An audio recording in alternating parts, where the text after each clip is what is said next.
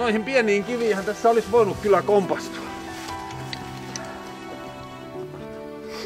Ja ne ihmiset vuoriin törmää eikä isoihin kiviin kompastu vaan pieniin kiviin.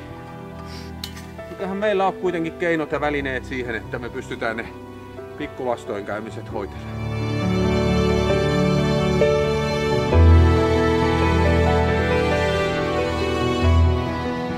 Lapin päihdeklinikka palvelee alkoholin, lääkkeiden ja huumeiden ongelmakäyttäjiä, heidän omaisiaan sekä päihdeongelmaisten kanssa työskenteleviä sosiaali- ja terveydenhuollon työntekijöitä.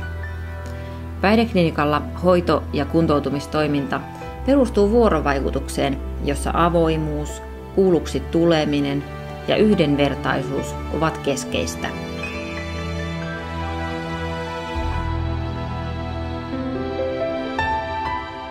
Päihdeklinikan päivä koostuu lääketieteellisestä hoidosta, ruokailuista, liikunnasta, yhteisötoiminnasta ja yksilöllisistä keskusteluista. Tavoitteena on tukea ja opastaa asiakkaita elämään, jota päihdeongelma ei hallitse.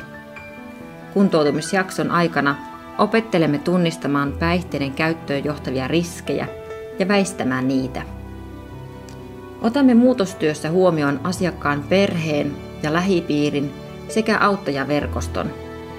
Työskentelyssä keskitytään elämänlaadun parantamiseen.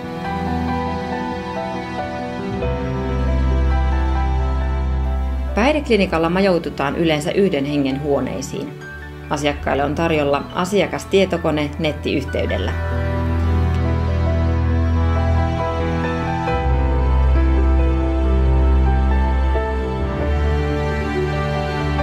Lapin päihdeklinikalle hakeudutaan hoitoon kunnan palvelujärjestelmän kautta, kuten A-klinikan, terveyskeskuksen, työterveyshuollon tai sosiaalitoimiston kautta. Päihdeklinikalla on yli 30 vuoden kokemus päihdeongelmien hoidosta. Kohtaamme jokaisen asiakkaan kunnioittavasti ja annamme eväitä päihteettömään elämään.